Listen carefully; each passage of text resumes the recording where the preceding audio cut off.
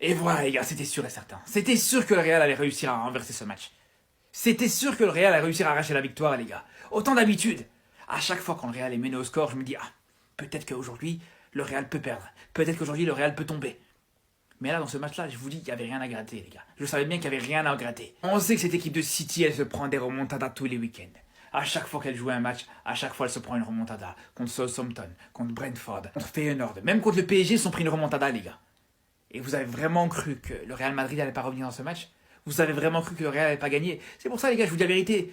Sur les 2 buts de City, j'ai même pas célébré, les gars. Parce que je savais bien comment ça allait se finir. On parle quand même d'une équipe de City qui a eu du mal à gagner ce week-end contre une équipe de 3ème division anglaise, les gars. Une équipe de City qui s'est imposée de justesse contre une équipe qui joue en Ligue 1. Donc je suis désolé, les gars, mais j'ai envie de vous dire que le fait que le Real gagne contre ça, mais c'est juste la moindre des choses, les frères. C'est juste le minimum. Réussir à gagner contre un City qui est clairement le pire City de l'histoire moderne, y a pas de quoi crier au miracle non plus, les frères. Et j'ai même envie de vous dire que même, c'est pas normal que le Real a autant galéré contre ce City-là, avec une défense aussi mauvaise, avec un milieu de terrain qui est presque absent, et t'arrives malgré ça à te faire mener au score 2 fois, les gars. C'est pour ça je pense qu'au match retour, pour moi, le Real il doit dérouler. Pour moi, ça doit être minimum 2 ou 3 buts d'écart. Brahim Diaz, il a vraiment pas de chance, les gars, c'est trop. Dites-vous, là, il a marqué le but de l'égalisation dans un match de barrage de Ligue des Champions contre Manchester City. En termes de buts plus importants, c'est très difficile de faire plus, les gars. Et malgré ça, malgré le fait qu'il t'a mis un but très important, ça sera peut-être l'un des buts les plus importants de la saison du Real Madrid, malgré ça, on sait très bien que match d'après, il sera sur le banc, les gars. Match d'après, il va retourner faire un tour sur le banc. Et là où il a pas de chance, c'est que là, il peut absolument rien dire. Parce que tous les attaquants du Real Madrid, là, actuellement, ils sont en forme. Là, actuellement, ils sont très bons, les gars. Vinicius, il est revenu en forme aujourd'hui dans ce match-là. Il a fini au bout du match. Mbappé, dans le contenu, c'était pas ouf, mais il marque. Bellingham, pareil, il a été décisif et il a marqué aussi. Et Rodrigo, même s'il n'a pas marqué, même s'il n'a pas été décisif aujourd'hui, ça reste quand même l'un des joueurs les plus en forme du Real depuis plusieurs semaines, voire depuis plusieurs mois, les gars. Pour ça, sa situation, elle est vraiment très compliquée. Pour moi, là, les gars, je vous dis, Brahim Diaz, il doit partir. C'est bien beau de le voir jouer des matchs de Ligue des Champions. C'est bien beau de le voir jouer des matchs contre City. Mais le mec, il joue des 6 minutes par-ci, 15 minutes par-là. De temps en temps, quand t'en as un qui est blessé ou qui est suspendu, il a peut-être la chance de jouer. Mais c'est pas avec ça que tu fais une carrière, je suis désolé, les gars. On nous avait prévenu qu'avant le match, fallait sortir la ventoline et tout le kit de survie. Et moi, j'ai pas voulu écouter, alors que je connais le Real. Ce club a le don de me mettre dans tous mes états. Mais déjà, pour commencer, les Barcelonais, là, allez vous rhabiller. Et City, rendez l'or. Non, rendez. En marrant, vous avez voulu embêter Vinicius avec votre banderole. Et ben lui, il vous a servi le Bellingham Time sur un plateau. Et ça, j'avoue que ça m'a fait plaisir. Bien sûr, il y a des choses à revoir sur la façon dont le Real a traité ce match. Mais j'aurais jamais accepté une défaite face à ce Manchester City-là. Dans cet état-là. Là, je suis tellement heureuse parce que mon chouchou Brahim qui entre en jeu et qui met un but 2 minutes après, ça me rend heureuse. Donc je tenais juste à le repréciser encore une fois. Brahim, je t'aime. Voilà, c'est dit. Pendant les autres joueurs là, qui ont passé près de 90 minutes sur le terrain, non, j'ai des choses à vous dire. Déjà, quelle est cette attitude après chaque but encaissé? On ne presse plus, on ne fait plus rien. Sachant que ce Manchester City là, il est fébrile en fait. Heureusement pour nous que ça finit bien. Mais ça aurait pu finir autrement. En plus, il y a eu tellement de loupés ce soir, surtout en première période. Hein. Ça allait me rendre folle. Mais bon, déjà, Vini do Brasil, merci pour ton football. Ça a été l'un des seuls, pendant les 90 minutes, à avoir provoqué, à avoir créé du danger. Oui, il y a eu du loupé, comme je l'ai dit avant. Et il n'a pas fait le match de sa vie non plus. Mais c'était bon. Verse parmi les 4 fantastiques, Jude et Mbappé, malgré leur but, hein, franchement, leur prestation globale, elle m'a assez déçue. Rodrigo, j'ai été mitigée, j'ai bien aimé, en même temps, j'ai trouvé pas assez visible. Par contre, la défense, et je pense que c'est ce que tous les madridistes ont redouté, finalement, ça s'est pas si mal passé que ça. Et ça, c'est grâce à un homme. Asensio. Non, franchement, en fait, lui, il s'est imposé, ça y est. Chouameni a fait un bon match, Valverde a fait un bon match. Mendy, je sais plus, on doit faire quoi, toi, je sais plus. Maintenant, on va mettre Franck Garcia tout le temps. Et bon, le Real s'impose sans prendre de carton en plus. Retour au Bernabeu, la moitié du chemin est faite, il faut faire l'autre moitié. Non, les gars, tout le monde dort. Regardez seulement la réaction d'Mbappé au but de Bellingham. Regardez. Il est trop excité, frère. Et des humains pensent que Mbappé, les gars, c'est le problème au Real Madrid. Mais arrêtez, franchement. La réaction, le bonheur, on le voit dans ses yeux. Et des gens pensent vraiment que c'est lui le problème au Real Madrid. Il n'y a pas de problème, les gars. Le seul problème, c'est les fans, c'est les journalistes qui créent un débat, qui créent des problèmes, des tensions.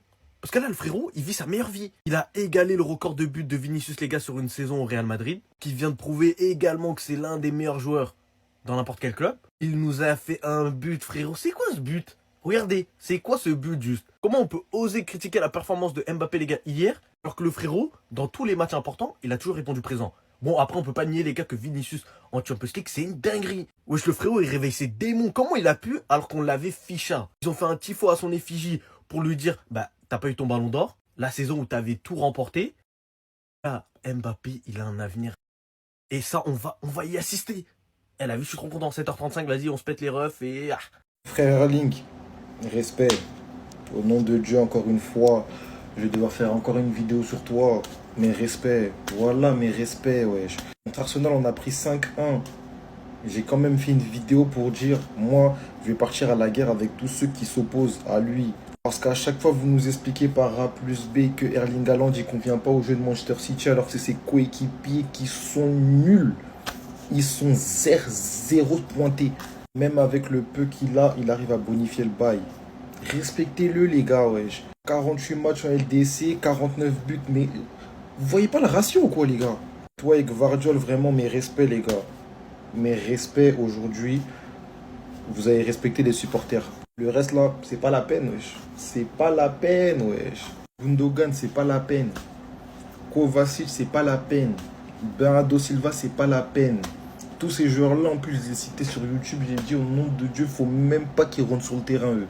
À part Kovacic, c'était le seul que je voulais titulaire si il était à côté de Nico Gonzalez. Regardez comment vous gâchez le travail des gens. Erling Haaland, il fait un travail monstre aujourd'hui. Doublé face au Real, il n'avait jamais marqué contre eux. Il explose cette statistique. Tout ça pour perdre à cause de ses coéquipiers qui ne savent pas placer un pied devant l'autre. C'est de ça qu'il s'agit en fait. Que Dieu bénisse les créateurs de contenu objectifs. Que Dieu bénisse les créateurs de contenu qui ne sont pas là pour les statistiques, en fait. Qui sont juste là pour parler de football pur et dur. J'avais déjà anticipé le bail, les gars. Première vidéo du débrief d'après-match, j'ai dit, il y a des créateurs de contenu, ils vont nous crier, ils vont nous dire c'est la magie de Madrid. Vraiment, vous allez nous parler de magie, les frères. En toute honnêteté, les gars, wesh. Ça va nous parler de magie. Je vais vous citer le nombre de contre-performances qu'a eu le Manchester City avant Madrid. Brighton, ils mènent 1-0 jusqu'à la 78e minute. Ils se font renverser 2-1. Feyenoord, tu mènes 3-0 jusqu'à la 75e minute. Tu te fais renverser 3-3. United, les gars. Tu gagnes 1-0 à la 88e. Tu perds le match 2-1. Brentford, tu mènes 2-0 jusqu'à la 82e minute. Tu arrives à faire 2 buts partout. Paris Saint-Germain, tu mènes 2-0 jusqu'à la 55e minute. En 35 minutes, tu en prends 4. Et là, après, il y a Madrid. Ça veut dire que dans la même saison, il y a eu 5 équipes qui ont fait ce que Madrid a fait. Et encore, j'ai même pas parlé d'Arsenal où on a égalisé et où on a pris 4 dans la foulée. S'il vous plaît, les gars, au nom de Dieu, il y a des gens qui nous suivent. On est suivis par des milliers de personnes. Quand vous faites une vidéo ou quand vous émettez un avis, dites ce que vous pensez. Ne dites pas ce qui va plaire ou ce qui va faire des statistiques. C'est tout ce que je demande, les gars, s'il vous plaît. Paix sur tout le monde, bien vu. Pourquoi on nous a pas montré sa grosse gueule pendant qu'on le climatisait dans son propre stade? Vous me demandez? Parce que ce type, c'est simple, hein. On l'a filmé que sur les buts de Manchester City. Il était là sur le banc de City en train de célébrer, en train de prendre avec son téléphone la photo de cette banderole de merde là, qui est au niveau des clubs genre Valence ou Majorque. Parce que pour moi, ce type, il est pas mieux que Maffeo, hein. On disait que Vinicius est détestable. Ce type, c'est quoi alors? Non, mais Rodri, c'est le petit gars gentil, vous savez. Il fait pas de vagues, voilà. Il n'y a pas de réseaux sociaux, il est mignon. Ferme-la, fermez-la. Il a mis les points sur les i, les barres sur les t. Alors oui, il n'a pas marqué. Et les gens qui regardent uniquement la fiche Flascore des résultats ne comprendront pas à quel point son match a été bon. Il a créé le danger. Vous vouliez un joueur altruiste, vous vouliez un joueur qui propose du football, fallait regarder Vinicius. Encore une fois, il n'est pas un attaquant comme les autres, ce n'est pas un ailier type 2025. Il n'a pas besoin de marquer des buts pour exister dans un match. Vinicius, il fait vivre le match. Son ballon n'a pas fini dans les filets, mais s'il a progressé, c'est lui qui a déséquilibré, c'est lui qui a encore une fois créé le danger, créé la magie, créé le football. Alors je te le dis, merci, merci, et toi, bien fait. Le Belling Time, encore et toujours présent dans les moments marquants. Mais est-ce qu'il a fait un bon match? Réellement? Écoutez cette déclaration de Karim Benzema, vous allez comprendre. Le football est devenu un jeu dans lequel les joueurs peuvent mal jouer pendant 90 minutes, puis marquer un but et être nommé homme du match et être sous le feu des projecteurs. Je n'ai jamais voulu être ce genre de joueur. Il n'a pas été homme du match puisque c'est Vinicius, mérité, même s'il n'a pas marqué. Mais si on parle de son match, il est catastrophique. Comme a dit Luis Enrique, c'est catastrophique. Mais bon, il a mis un but. Donc comment est-ce qu'on doit juger son match? Parce que pour moi, il a fait un match horrible. Et avant qu'il marque, j'allais justement faire une vidéo pour dire qu'il était moins bien en ce moment, que contre l'Atlético, il n'avait pas été bon, qu'aujourd'hui encore, il n'a pas été bon, et en plus, il râlait beaucoup, mais il a marqué un but. Donc je dois fermer ma gueule, j'ai compris. Et il n'y a pas de souci, parce que je le critiquerai pas. Et je vais pas remettre en question tout ça, il a marqué son but, continuons dans ce système, dans ces cas-là. Système qui ne va pas et qui n'arrange pas le Real Madrid avec un positionnement beaucoup trop aléatoire, mais bon. Mais en tout cas, s'il y en a qui se réjouissent et qui me disent qu'il a fait un bon match, les gars, dosez, apprenez à doser, on a des yeux quand même. Mais en même temps, il marque toujours dans les moments décisifs, dans les matchs importants, et ça c'est une qualité quand même qu'on doit lui reconnaître. Mais moi, personnellement, je préfère le Bellingham qui est un beau joueur de football plutôt que le Bellingham clutch. Quand il est les deux, j'adore, mais je préfère quand il est très bon dans le jeu que quand il est très bon à la finition. C'est que mon avis. Je vais vous dire pourquoi je me réjouis pas de cette victoire du Real. J'en ai fait une vidéo, mais là je vais être plus précis et concis. Je me réjouis pas de cette victoire à la 93e contre Manchester City à l'Etihad. Pas parce que ça me fait pas plaisir de gagner contre City. C'est juste que ça me fait pas plaisir qu'on ait le niveau de ce Manchester City-là. Moi, je pense que si vous êtes heureux de cette victoire, c'est que vous pensez que le Real Madrid rivalise en termes de nullité avec ce Manchester City. J'ai beaucoup trop d'ego et je suis beaucoup trop fier dans mon supporterisme pour le Real Madrid pour admettre qu'on a le niveau de ce Manchester City-là. Pour admettre qu'un 2-2 à la 90e et un 3-2 à la 93e, ça suffit. En barrage de Ligue des Champions, on n'est pas en demi-finale, je le rappelle. Vous n'avez pas été content samedi. Logique, tu fais 1-1 contre l'Atlético, à domicile, contre-performance. Par contre, vous êtes satisfait de ce match-là? Mais la vraie équipe qu'on a affrontée, c'est elle. Moi, je vous le dis, l'Atlético de El Cholo Simeone, là, elle en met 6 à Manchester City.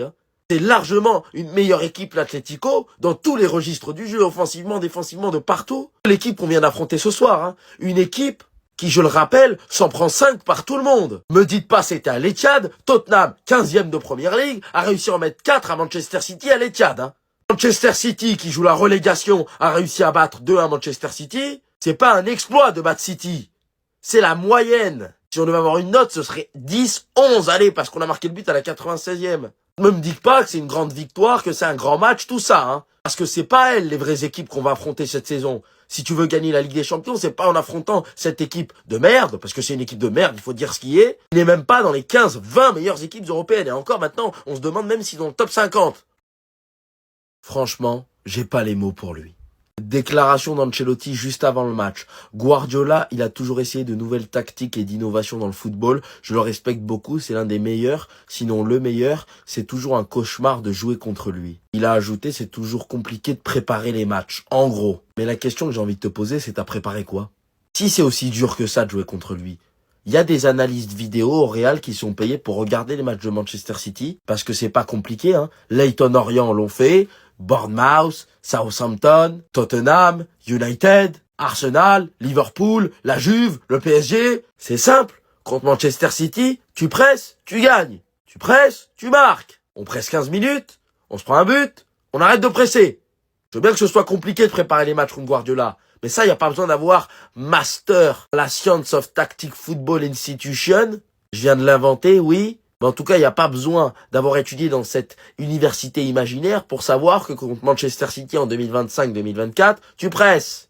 Ben si, apparemment, il l'a su après le match, peut-être, je sais pas. Alors je veux bien que ce soit pas dans l'ADN du Real Madrid de presser, et qu'on presse que dans les 20 dernières minutes quand on est mené 2 buts au match retour de Ligue des Champions. Mais quand même, faire un peu mieux que trottiner, c'est pas mal, non? Célébration, comme Jude Bellingham.